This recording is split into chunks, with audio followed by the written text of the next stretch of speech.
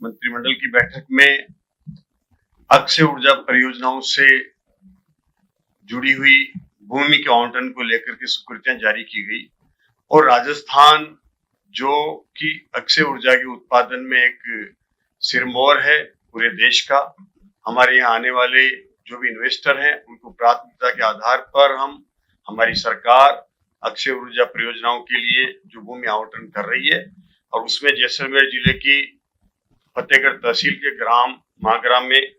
बांसड़ा में 106.84 हेक्टेयर भूमि आवंटन की गई है। इसी तरह से जैसलमेर तहसील के ग्राम घोटारू में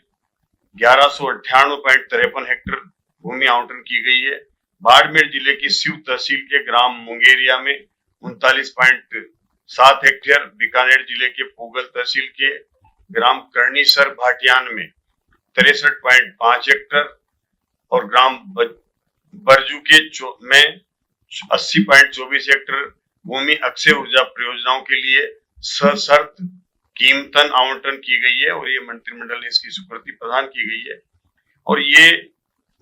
अक्षय ऊर्जा की परियोजनाओं को आगे बढ़ाने में जिस तरह से हमारा प्रदेश आगे बढ़ रहा है और हमारे मुख्यमंत्री जी की जो सोच है कि राजस्थान में आने वाले अक्षय ऊर्जा की परियोजनाओं को प्राथमिकता के आधार पर एक हमने नीति बनाई है, उसके आधार पर जो स्वीकृति दे रहे हैं, तो उसका आज हमारे राजस्थान में एक आगे बढ़ करके और आने वाले इन्वेस्टर प्राथमिकता के साथ हमारे यहाँ आ रहे हैं। आज हमारा जो प्रधानमंत्री जी का और हमारे मुख्यमंत्री जी का जो विकसित भारत बनाने का जो हमारा संकल्प है उसको पूरा करने के लिए मुख्यमंत्री जी ने विकसित ग्राम शहरी वार्ड एक अभियान प्रारंभ किया और उसको कैबिनेट में के पश्चात आयोजित हमारी मंत्रिमंडल की मंत्रिपरिषद की बैठक में जो ग्राम विकास और शहरी वार्ड विकास की प्रगति की समीक्षा की गई और हमारे मुख्यमंत्री जी ने जो 26-27 में ग्राम पंचायत स्तर से लेकर के जिला स्तर तक जो विकास का मास्टर प्लान तैयार करने की घोषणा की थी, उसी घोषणा की अनुपालना में मुख्यमंत्री विकसित ग्राम शहरी वार्ड अभियान का संचालन 19 मार्च 2026 को राजस्थान दिवस से और 15 मई 2026 तक किया गया। इस अभियान के माध्यम से ग्रामीण क्षेत्र की हमारी जो 457 पंचायत समितियां हैं, 14,403 हमारे ग्राम पंचायतें हैं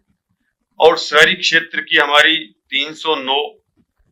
नगरीय निकायों के 10,245 वार्डों को कवर किया गया। इस अभियान के माध्यम से हर डेटा को वहां कैसे पोर्टल पे लाया जाए और उसके माध्यम से एक डेटाबेस तैयार किया जाए कि हमारी जो आने वाली विकास की संरचनाएं हैं, विकास का जो हमारे आयाम है,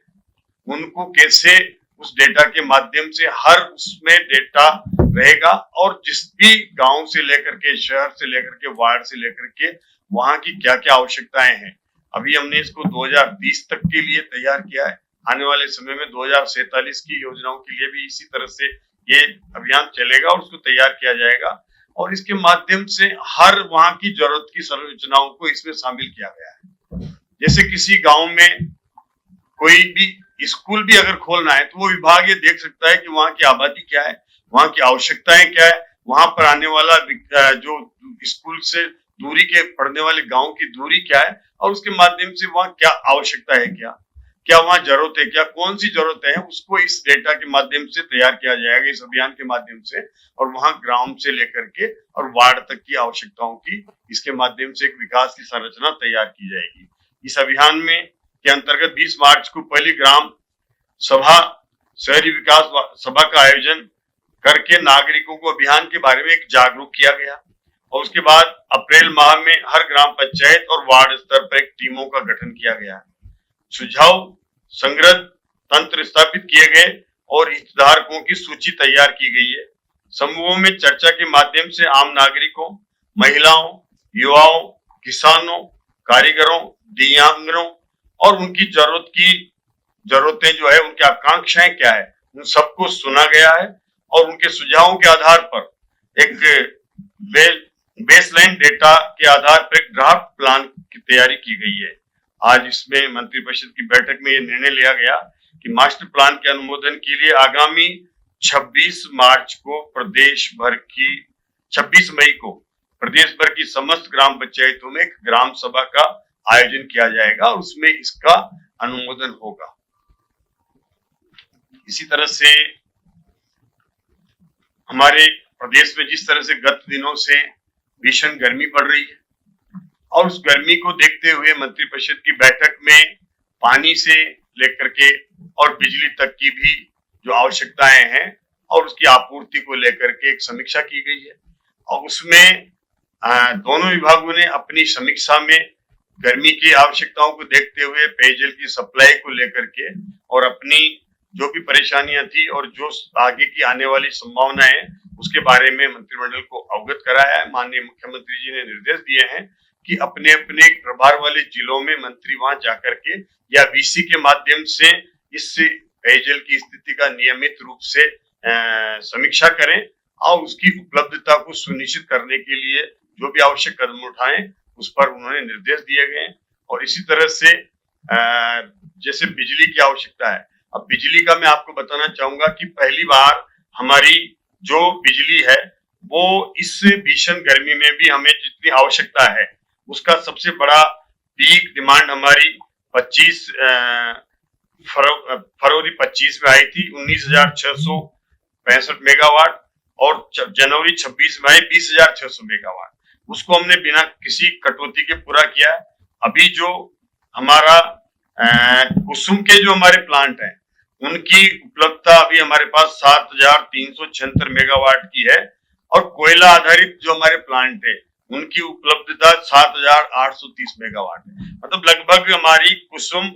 ए और सी के जो रूफटॉप मिला करके और जो उपलब्धता है वो कोयले के आधार पर हमारे जो प्लांट है संयंत्र है उनके बराबर उपलब्धता आ गई है। तो ये एक बहुत बड़ी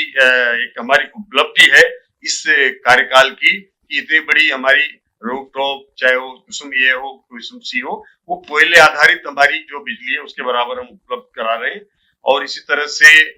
हमने हमारे इस कार्यकाल में प्रेजेंटेशन में बताया कि 444 सभी स्टेशन 33 केवी के नए बना करके चालू कर दिए गए हैं। 211 सभी स्टेशनों पर कार्य हमारा प्रगतिरत है और 26 जिलों में हम 2 ब्लॉक में कृषि के लिए दिन में बिजली उपलब्ध कराने के लिए 26 जिलों में हमने तैयारी कर ली है और वहां बिजली दे रहे हैं। और हमारी 181 के संपर्क पोर्टल पर जो शिकायत आती है उसके लिए 80% हमारी जो शिकायतें हैं उसकी संतुष्टि का स्तर हमने कायम किया है। तो इस तरह से लगातार हम बिजली की उपलब्धता हो पेयजल की आपूर्ति हो वो दोनों में हमारी जो प्रगति है उसकी समीक्षा की गई।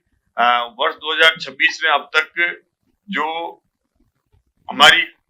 मई 2026 में जो बिजली की मांग आई वो 20 मई को 16,487 मेगावाट रही है जबकि उपलब्धता हमारे पास 16,580 मेगावाट रही है। अर्थात हमने जो पीक डिमांड आया अभी इस मई में उससे भी ज्यादा हमारे पास बिजली की उपलब्धता रही है और ये पिछले वर्षों की तुलना में एक उल्लेखनीय सुधार बिजली के क्षेत्र में हुआ है। और ये हमारी मुख्यमंत्री जी के नेतृत्व में जो दूरदर्शी निर्णय लिए गए उसके आधार पर ये पहल हम कर पाए हैं। और आने वाली गर्मी में जिस तरह से पेयजल के लिए भी